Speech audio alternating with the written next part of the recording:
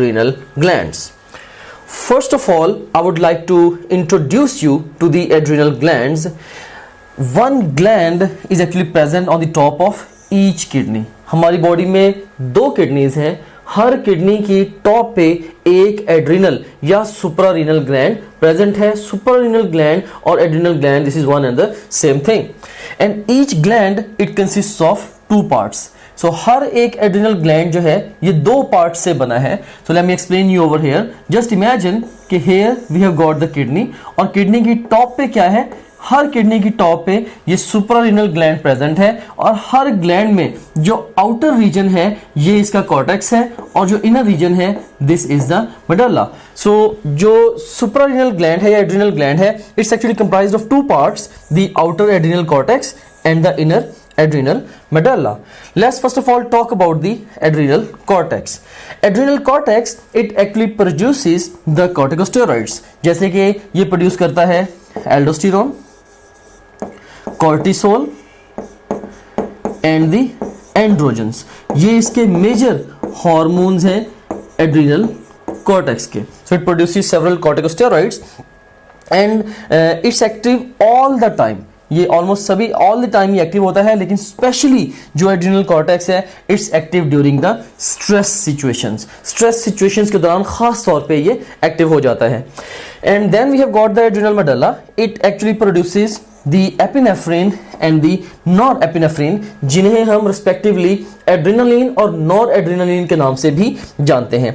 And adrenal medulla this is specially active during the emergency situations. So different emergency situations में जो adrenal medulla है it becomes specifically active.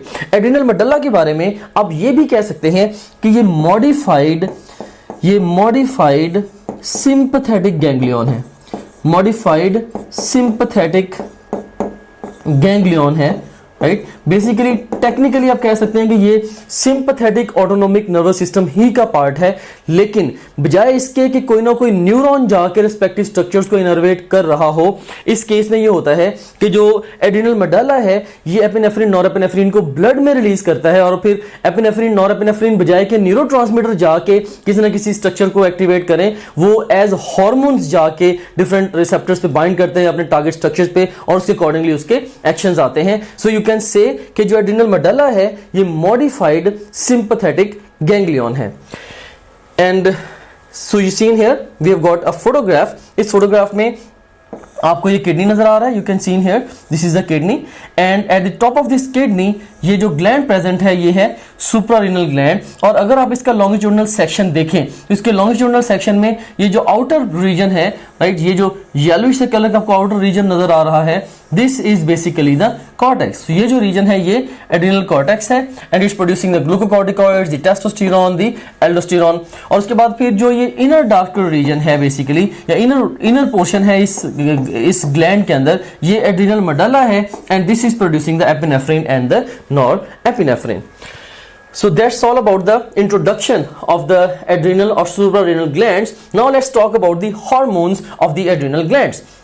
So we are going to construct a table regarding the hormones of the adrenal glands. In the extreme left column we have got the respective hormone, then we'll talk about the control of that respective hormone, thirdly we'll talk about the function of each hormone, then उस respective hormone या hormones की under secretion या over secretion से क्या effects produce होंगे इसको भी हम discuss करेंगे. All right, so you see here first of all we have got the cortisol, and cortisol जो है this is under influence of the ACTH of the pituitary.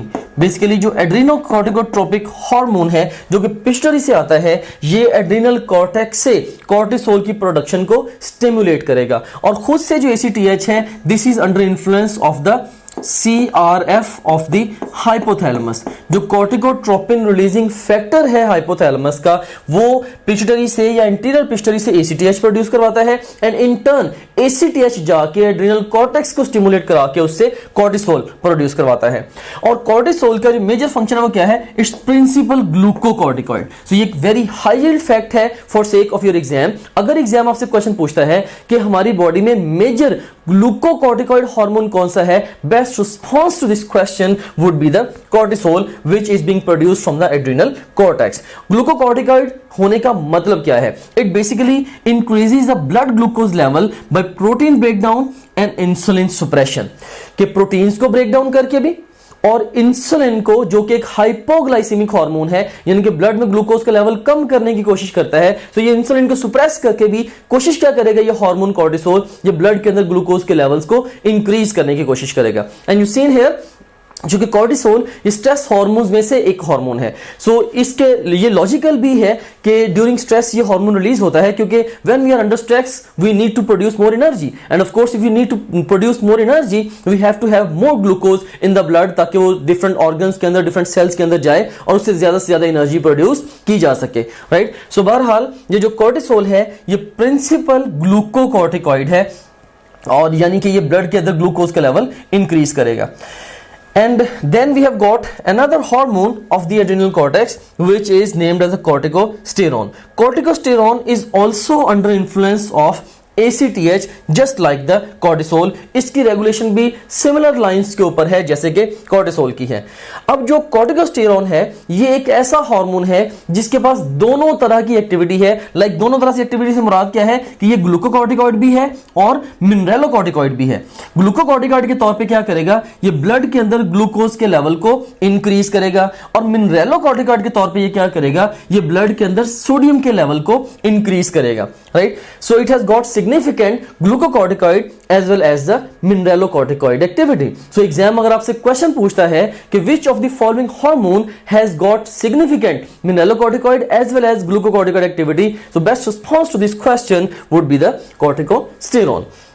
And then we have got the aldosterone, and you seen here यहाँ पे ये एक paradox है कि जो aldosterone hormone है एड्रिनल कॉर्टेक्स का, this is not under influence of ACTH.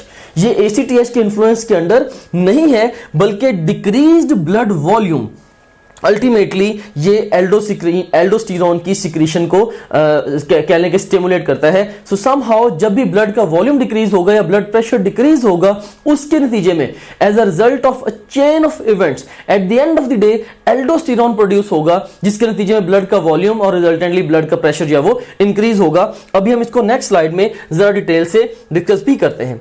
You seen here, just imagine कि ब्लड प्रेशर हमारा किसी वजह से भी डिक्रीज हो जाता है, and this is a problem. Problem क्या है, ब्लड प्रेशर डिक्रीज हो गया. जब ब्लड प्रेशर डिक्रीज होगा, इसके नतीजे में क्या होगा, जो ब्लड फ्लो है टू द किडनीज वो भी रिड्यूस होगा. जब किडनीज को ब्लड फ्लो रिड्यूस होता है तो it causes the production of renin enzyme from the kidney.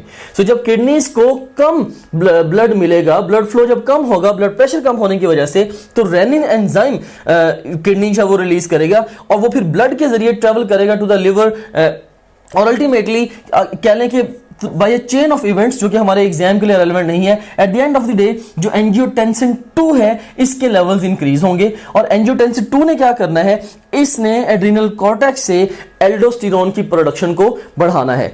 When there would be more aldosterone, what would it do, it would cause more absorption of sodium at the level of ascending limb of loop of Henle. और उसके नतीजे में क्या होगा, जब water reabsorb होगा, जब salt reabsorb होगा, तो साथ वाटर भी रीअब्सॉर्ब होगा, क्योंकि बायोलॉजी में रूल है कि water always follows the solutes. So you are having more sodium reabsorption, resultantly you are having more water reabsorption. और जब ज्यादा वाटर reabsorb होगा, इसके नतीजे में ब्लड का वॉल्यूम बढ़ेगा, और जब वॉल्यूम बढ़ेगा तो प्रेशर ऑटोमेटिकली बढ़ेगा. So we have got increased blood pressure, जो कि हमारा क्या है, सोल्यूशन है. So this is our solution. So once again मैं एल्डोस्टेरोन की प्रोडक्शन को ओवरऑल या इसकी जो कंट्रोल है इसको मैं सम अप करता हूं.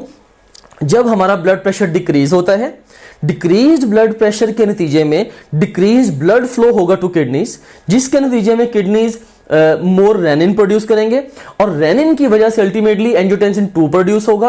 एंजियोटेंसिन 2 की वजह से जो एड्रिनल कॉर्टेक्स है ये एल्डोस्टेरोन प्रोड्यूस करेगा. एल्डोस्टेरोन ने क्या करना है, ascending limb of loop of Henley से सोडियम की रीअब्जॉर्प्शन करानी है, जिसके सेकेंडरीली वाटर की रीअब्जॉर्प्शन होगी, जिसकी वजह से ब्लड का वॉल्यूम इंक्रीज करेगा, और जिसके नतीजे में अल्टीमेटली ब्लड का प्रेशर इंक्रीज करेगा. सो जो हमारा प्रॉब्लम था डिक्रीज ब्लड प्रेशर, ये रिजॉल्व हो गया bye ultimately increasing the blood pressure. So that's how it works, right? So I hope that now you have developed a good understanding of the control of the aldosterone production. So you seen here कि जब blood volume decrease होगा या ultimately blood pressure decrease होगा, because volume and the pressure they go side by side, right तो renin angiotensin system के जरिए aldosterone की जो प्रोडक्शन है वो स्टिमुलेट होगी.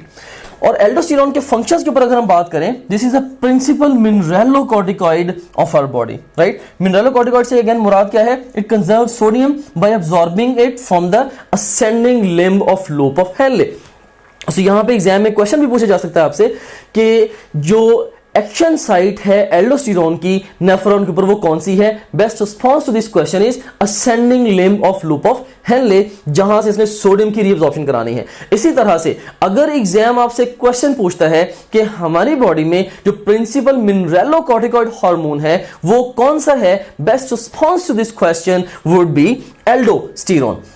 सो अभी तक हमने 3 मेजर हार्मोन्स स्टडी किए हैं एड्रिनल कॉर्टेक्स के, like we have studied the cortisol, the corticosterone and the aldosterone. और याद रखिएगा कि इन सभी हार्मोन्स की मिनरलोकॉर्टिकॉइड एक्टिविटी भी है और ग्लूकोकॉर्टिकॉइड एक्टिविटी भी है, लेकिन जो कॉर्टिसोल है इसकी ग्लूकोकॉर्टिकॉइड एक्टिविटी मिनरलोकॉर्टिकॉइड एक्टिविटी से कहीं ज्यादा है, सो मेनली ये ग्लूकोकॉर्टिकॉइड है.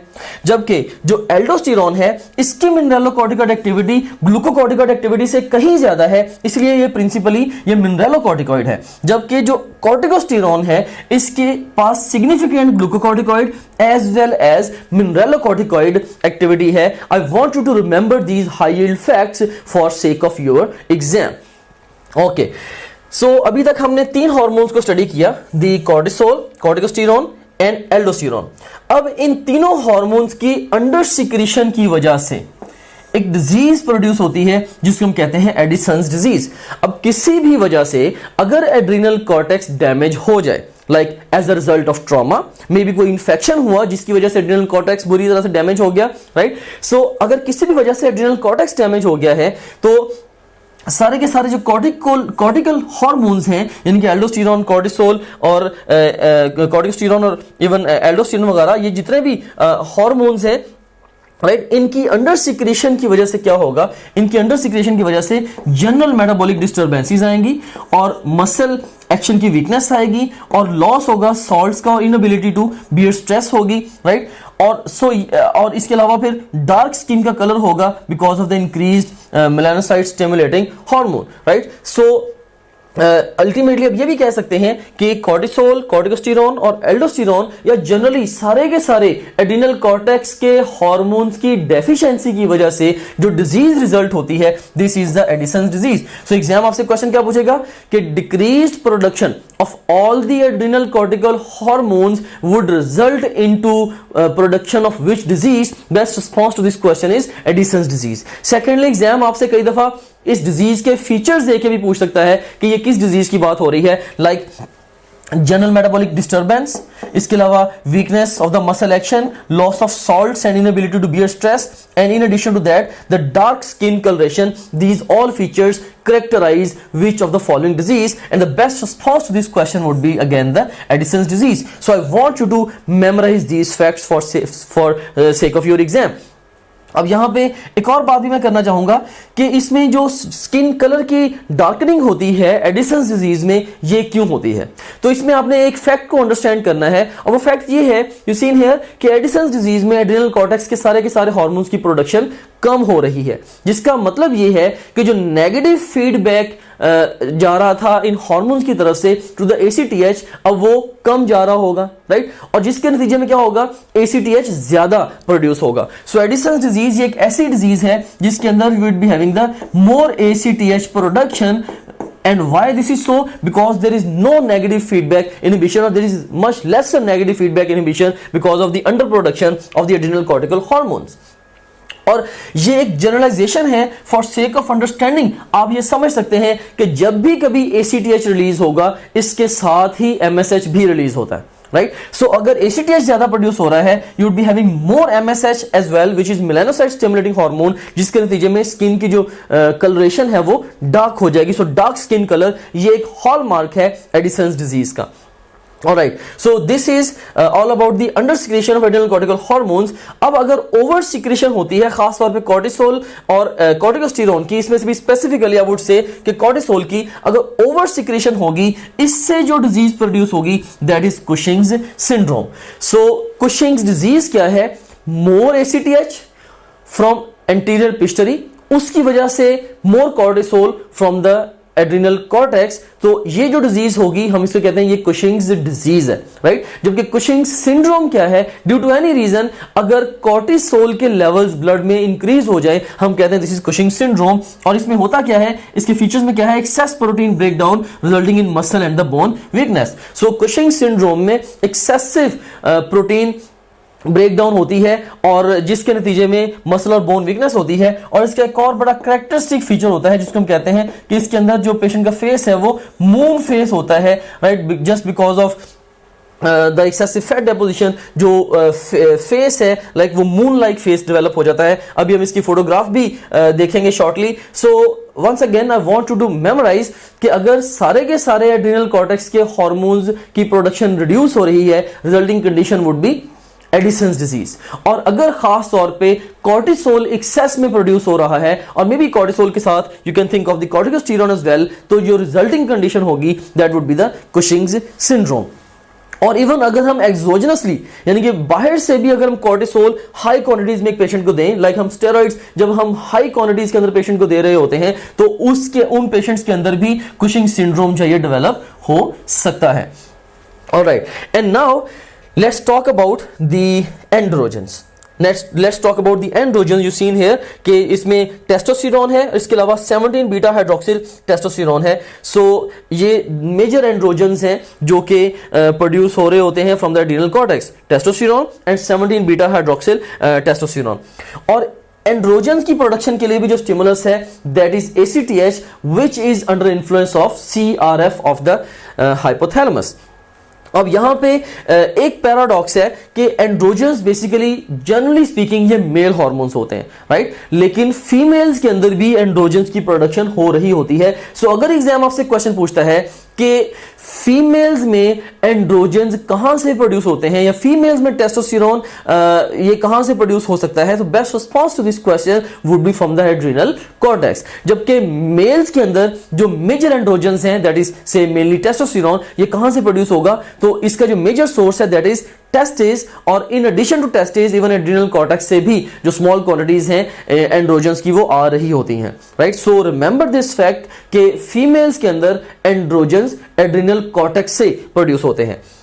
और उसके बाद फिर एंड्रोजन्स के मेन स्ट्रीम फंक्शंस कौन कौन से हैं? Number 1, development of secondary sex characteristics in males. So जो एंड्रोजन्स हैं इन्होंने मेल्स में सेकेंडरी सेक्स कैरेक्टरिस्टिक्स को डेवलप करना होता है. फॉर एग्जांपल मेल्स की स्पेसिफिक कैरेक्टरिस्टिक जो हाइट है, उनका मोर मसल मैस है, उनकी हैवी बोन्स हैं, बियर्ड की ग्रोथ है, प्यूबिक हेयर की क्लासिक ग्रोथ है. ये सारे के सारे क्या है? Basically these are secondary sex characteristics of the mails. तो जो एंड्रोजन्स हैं इनका मेजर कंट्रीब्यूशन होता है in the development of secondary sex characteristics in the males. और चूंकि मेल्स में एंड्रोजन्स की हैवी क्वांटिटीज टेस्टिस से भी आ रही होती हैं, तो मेल्स में ये जो कैरेक्टरिस्टिक्स हैं लाइक सेकेंडरी सेक्स कैरेक्टरिस्टिक्स ये बड़े रिमार्केबली डेवलप होते हैं.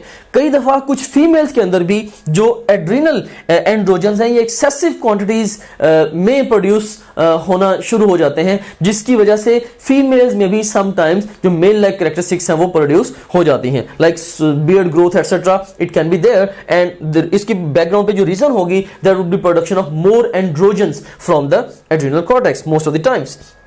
और उसके बाद फिर next development of the strong muscles and bones in the females. So females के अंदर अब एंड्रोजन्स का मेजर रोल क्या है? Of course in the females we don't want to have the secondary male like characteristics, right. लेकिन small quantities के अंदर जब ये एंड्रोजन्स प्रोड्यूस होते हैं तो फीमेल्स के अंदर जो मसल्स और बोन्स को थोड़ा सा जो बिल्डअप किया जाता है, उनके मैस को बिल्डअप किया जाता है, उनकी स्ट्रेंथ को बिल्डअप किया जाता है, this is because of the androgens.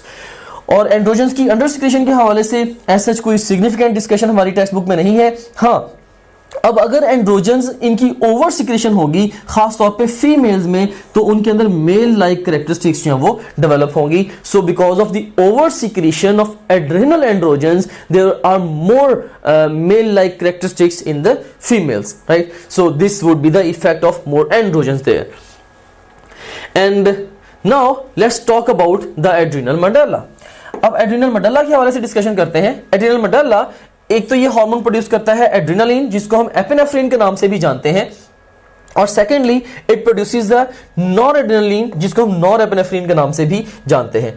अब जो एड्रेनालिन और नॉरएड्रेनालिन की जो प्रोडक्शन है, this is directly under influence of the nervous system. क्योंकि मैंने ऑलरेडी जिक्र किया कि ये जो एड्रेनल मेडुला है बेसिकली ये एक मॉडिफाइड सिंपैथेटिक गैंग्लियन है, मॉडिफाइड सिंपैथेटिक गैंग्लियन है। सो टेक्निकली स्पीकिंग ये सिंपैथेटिक ऑटोनोमिक नर्वस सिस्टम ही का एक पार्ट है। फर्क सिर्फ इतना है कि बजाय के अपने न्यूरोट्रांसमीटर्स को ये न्यूरॉन्स के जरिए टारगेट स्ट्रक्चर्स तक पहुंचाए, ये अपनी सिक्रीशंस को ब्लड में डालेगा, यानी एपिनेफ्रिन नॉरएपिनेफ्रिन को ब्लड में डालेगा, और ब्लड के अलोंग ट्रेवल करते हुए ये जो हार्मोन्स हैं, अब जो कि अब ऑफ कोर्स हार्मोन्स ही कहलाएंगे once they are in the blood, तो ये ब्लड के जरिए ट्रेवल करते हुए अपने टारगेट स्ट्रक्चर्स तक जाएंगे और अल्टीमेटली इससे जो भी इनके इफेक्ट्स हैं वो प्रोड्यूस होंगे।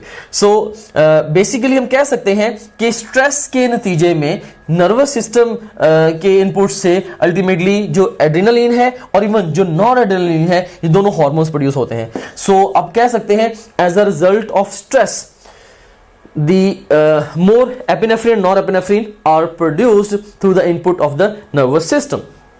अब इनके फंक्शंस की अगर हम बात करें तो एड्रेनालिन का एक बड़ा यूनिक सा फंक्शन है, वो क्या है कि they dilate the blood vessels supplying the skeletal muscles. You seen here when we are under stress we need to give more blood to our skeletal muscles। for example अगर आप अगर आप रोड पे जा रहे हैं and our dog, a barking dog comes running after you, right, and he tends to bite you, straight away you need to run away from there, right, maybe you need to run away from there।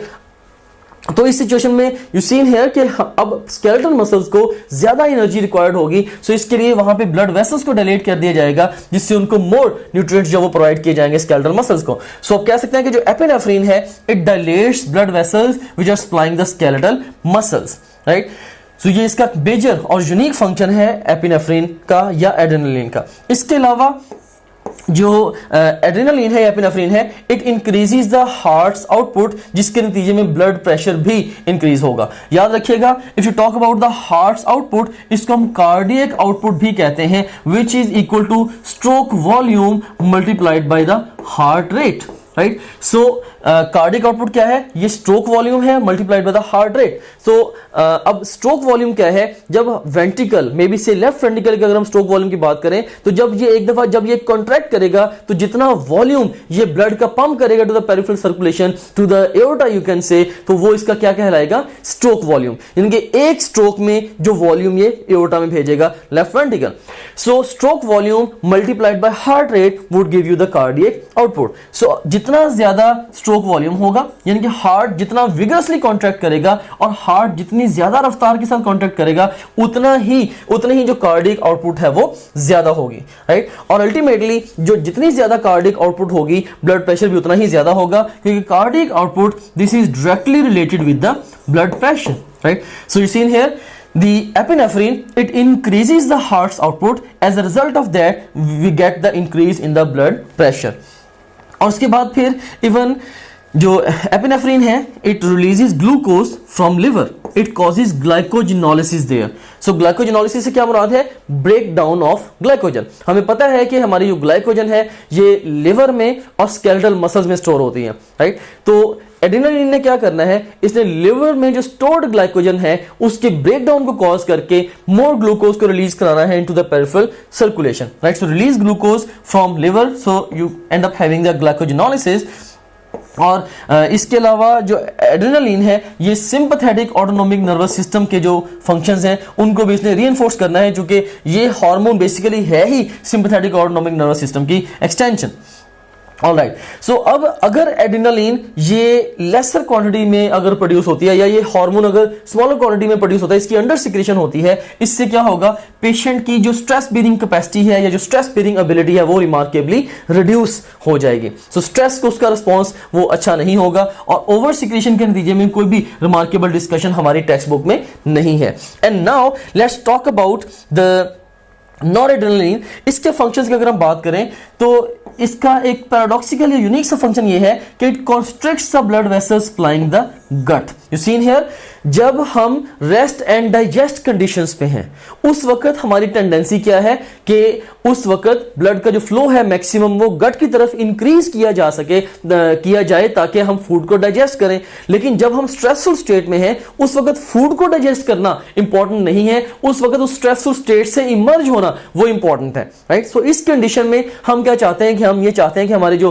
Vital organs हैं और या हमारे जो skeletal muscles हैं इनकी blood supply को increase किया जा सके, राइट। सो जब हम अंडर स्ट्रेस होते हैं उस वक्त अब देखें कि जहां पे एड्रेनालिन ने स्केलेटल मसल्स की ब्लड वेसल्स को डायलेट करना है, वहीं पे नॉरएड्रेनालिन ने गट को जो वेसल सप्लाई कर रही होती हैं उनको कंस्ट्रिक्ट करना है। याद रखिएगा, this is not the dilation, this is constriction. और इनको कंस्ट्रिक्ट करने का मकसद क्या है कि मैक्सिमम जो ब्लड है उसको वाइटल ऑर्गन्स और स्केलेटल मसल्स की तरफ भेजा जा सके और गट की ब्लड सप्लाई को कॉम्प्रोमाइज करके उसको कम करके रिड्यूस करके हम जो एक्स्ट्रा ब्लड है we are trying to send it to the vital organs like brain, heart, right, और इवन किडनीज और through the same token even to the skeletal muscles, क्योंकि स्ट्रेसफुल स्टेट में इन ऑर्गन्स को और इन स्ट्रक्चर्स को ज्यादा ब्लड की सप्लाई देना इट बिकम मोर इंपॉर्टेंट। और इसके अलावा जो नॉरएड्रेनालिन है it has got synergistic effect with adrenaline in increasing the blood pressure. अब सिनर्जिस्टिक इफेक्ट से क्या मुराद है, मींस अगर blood pressure increasing effect adrenaline का है 1, सेपरेटली नॉरएड्रेनालिन का भी है 1, तो अगर दोनों का कलेक्टिव इफेक्ट आएगा that would be more than 2। तो ये जो इफेक्ट है ये सिनर्जिस्टिक इफेक्ट है, यानी कि अलग अलग ये जितना ब्लड प्रेशर इंक्रीज करेंगे अगर मिलकर काम करें तो ये उससे ज्यादा ब्लड प्रेशर को इंक्रीज करेंगे, राइट। सो और उसके बाद फिर ये भी रिलीज करेगा glucose from the liver by causing the glycogenolysis और break down of glycogen there. और इसने भी ये जो नॉरएड्रेनालिन है इसने भी एड्रेनालिन की तरह जो सिंपैथेटिक ऑटोनॉमिक नर्वस सिस्टम के जो इफेक्ट्स हैं उनको रीइंफोर्स करना है, उनको एनहांस करना है, यू कैन से। और अगर नॉरएड्रेनालिन की भी डेफिशिएंसी होगी तो पेशेंट के अंदर जो स्ट्रेस बेयरिंग एबिलिटी है वो रिड्यूस हो जाएगी। और इसकी ओवर सिक्रीशन के हवाले से कोई रिमार्केबल डिस्कशन हमारी टेक्स्ट बुक पे नहीं है, इसलिए हम यहाँ पे टाइम स्पेंड नहीं करेंगे। All right, so you seen here ये हमारे पास पेशेंट है एडिसन्स डिजीज का। So this is a nurse and this is the patient. So आप देख सकते हैं कि इसमें एक तो डार्क डिस्कलरेशन है स्किन की, ये बहुत ही प्रोमिनेंट है। So you see here Edison's disease में हुआ क्या था, सारे के सारे जो एड्रीनल कॉर्टेक्स के हार्मोन से एड्रीनल कॉर्टेक्स के जो हार्मोन से वो रिड्यूस हो गए और उसके नतीजे में क्या हुआ, उसके नतीजे में ऑफ कोर्स इस पेशेंट में अब डिफरेंट फीचर्स जो वो डेवलप हुए हैं, लाइक इसमें अब कह रहे हैं कि मेटाबॉलिक डिस्टर्बेंसेस आई हैं या मसल एक्शन वगैरह की जो वीकनेस है वो आई है हमारे पास। और डिक्रीज कॉर्टिकल हार्मोन्स की वजह से जो ACTH का लेवल है वो इंक्रीज होगा, ACTH के लेवल्स इंक्रीज होंगे because of less negative feedback. और ACTH के साथ साथ ही इवन जो MSH के लेवल्स हैं या मेलानोसाइट स्टिमुलेटिंग हार्मोन के लेवल्स हैं वो भी इंक्रीज होंगे, जिसकी वजह से यू कैन सीन हियर कि डार्क डिस्कलरेशन होगी एडिसन्स डिजीज के पेशेंट में, जो कि इस डिजीज का एक हॉलमार्क है। So this is mainly because of the increased MSH production. So this is the Addison's disease. And here we have got a Cushing syndrome. आप देख सकते हैं कि ये एक लेडी की फोटोग्राफ है और ये जो फोटोग्राफ है ये जनवरी 2012 की है और उसके बाद ये जो फोटोग्राफ है ये मार्च 2012 की है। मे बी ये जो 2 मंथ्स हैं दरमियान में इन 2 मंथ्स में somehow इसने heavily steroids का intake लिया है, may be she was suffering from such a disease, may be इसको कोई ऑटोनॉमिक डिजीज कोई ना कोई आप कह रहे हैं कि ऑटो इम्यून डिजीज डेवलप हुई इस पेशेंट में, जिसकी वजह से इसको हैवी डोज में स्टेरॉइड्स लेने पड़े। और जब हाई डोज में से स्टेरॉइड्स को for long span of time consume किया तो उससे क्या हुआ, इसका जो फेस है यू कैन सीन हियर ये मून लाइक फेस डेवलप हो गया है। So she is a patient of the Cushing syndrome, right. All right, और उसके बाद फिर हमारे पास अब एक क्वेश्चन है, Addison's disease is caused due to under secretion of, A option is aldosterone, B is cortisol, C option is adrenal androgens and D option is all of these. And the best response to this question is all of this, right. के